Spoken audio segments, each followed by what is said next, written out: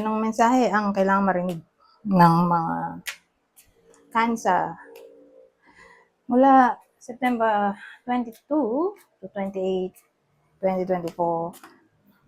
Pwedeng nangyayari na to o mangyayari pa lang. Kung hindi man para sa inyo itong magiging reading, baka para sa someone na malapit sa inyo o sa someone na kakilala nyo mismo. Baka may lumabas na gender, mamaya gawin nyo na lang energy, masculine at feminine energy. Pwede rin naman na huwag nyo nang pansinin ang gender. Hindi ko alam kung anong lalabas, kung positive ba o negative ang magiging reading. Depende sa kung anong mapipick up ang energy mamaya. Kung hindi man mag-resonate sa inyo to, di-adjust nyo na lang ang video, hanapin nyo to. Kung hindi pa rin dito na. Ito ang last deck.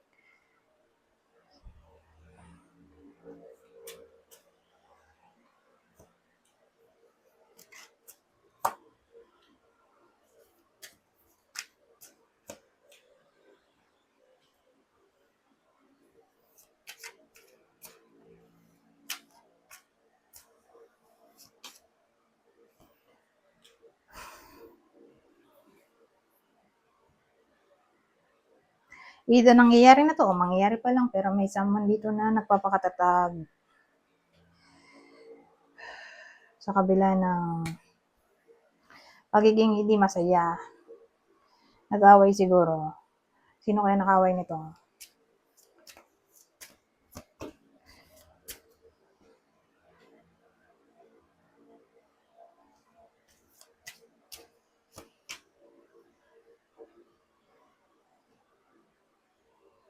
Well, puro pentacles. Siguro ka-workmate to.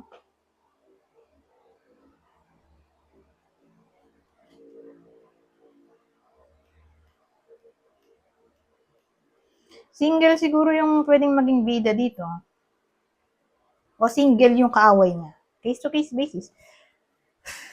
So again, either single na Cancer, yung tatamaan ng reading na to, o ito yung makakaaway ng iba sa inyo, single na tao. So again, usaping ano to, trabaho, business, investment, responsibility, o money.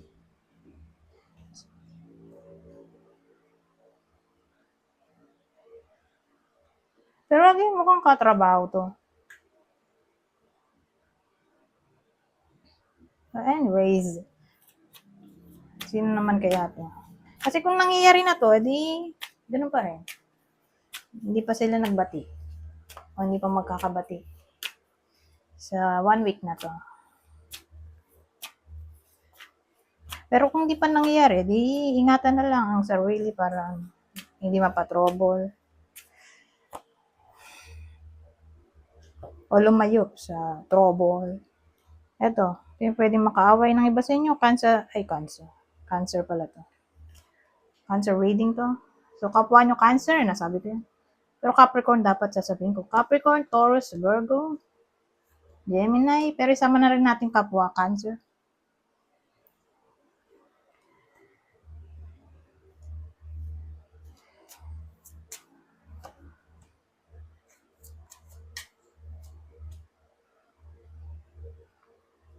Pero wala naman tayong problema para masunog nito.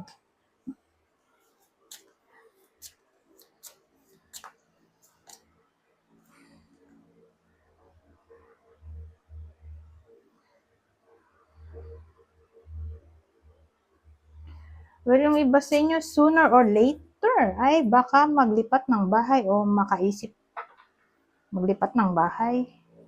Ewan ko, parang maiisip niya tungkol sa bahay. Okay naman ng health. Ganon din ng appearance. In a way na beautiful o handsome.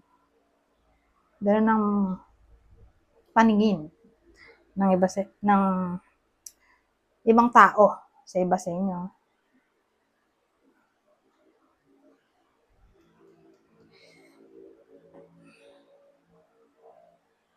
Dagdagan pa natin.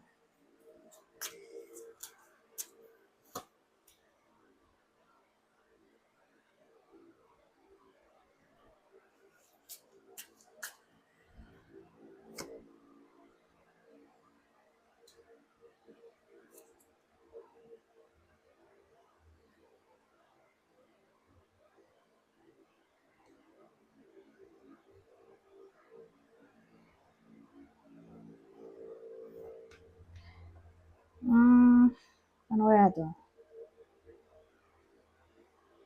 Ang dating sa kabila ng financial problem, nagbabadya pa lang kasi ito eh. Financial problem. Na parang kung sakaling man na mangyari, o nangyayari na sa iba sa inyo, eh, masaya pa rin. Gano'n ang dating. Hindi nyo siguro masyadong didibdibin o madali lang siguro maayos. Pero asahan natin na yun nga, magkakaproblema yung iba sa inyo sa pera.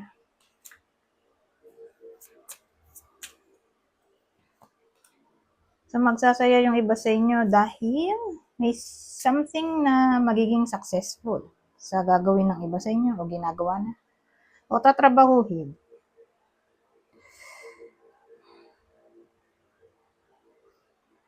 Na para bang pupurihin yung iba sa inyo. So, again, may magagawa kayong something victorious o successful. Kaya mag-celebrate.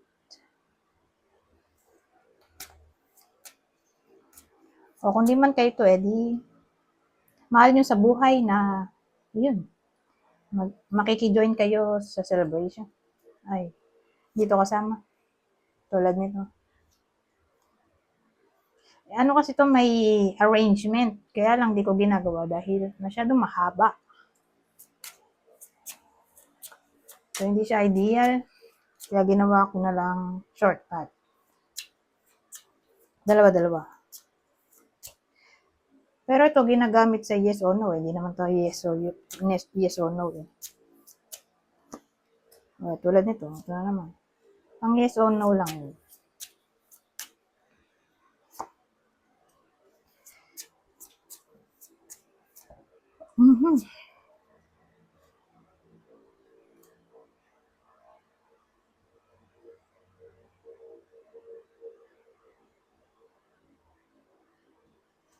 Wala to.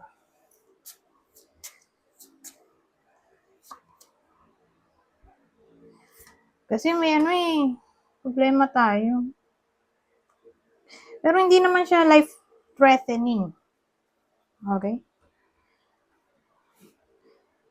Ito kasi yung problem natin. Misfortune. So, pag sinabi mong misfortune, in all kinds na yan. Kasama na dyan yung mga enemies. Pero kung enemy man yan, halimbawa may mag-betray sa iba sa inyo, ang kanilang trust, hindi ganun ka-big deal. Hindi masyadong serious. And to the point na maghihiganti kayo. Ewan ko kung anong maisipan nyo. Pero,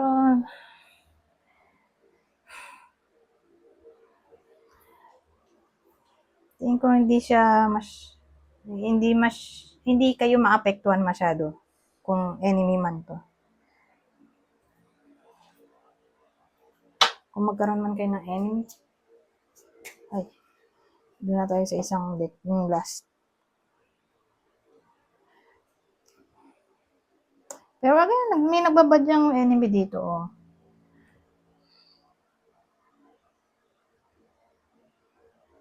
Naisip ko kung parugtong ba nito to. Itong taro. Kasi parang may nabagong dito kung kaaway dun. Baka magkarugtong sila.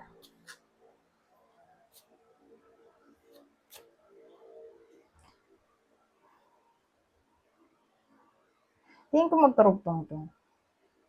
Ito, saka to. Anyways.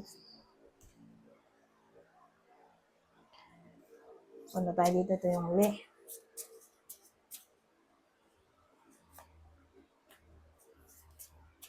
Healing. Longevity. So, yun nga. Kung may ma-encounter man yung iba sa inyo na problema, sama-sama na lahat yan. O anumang ma-encounter na problema, mapapera, enemy man yan. Hindi siya life-threatening in a way na magiganti yung tao o kayo yung magiganti o bubuhos ng luha.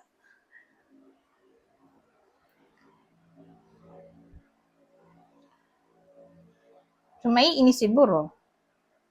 Pero hindi necessarily sobrang galit.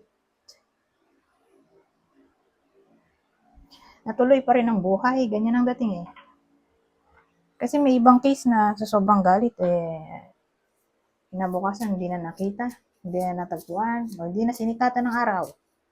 May case na gano'n, di ba? Sobrang buwisit. Hindi yan nagiganti eh. Magugulat ka na lang.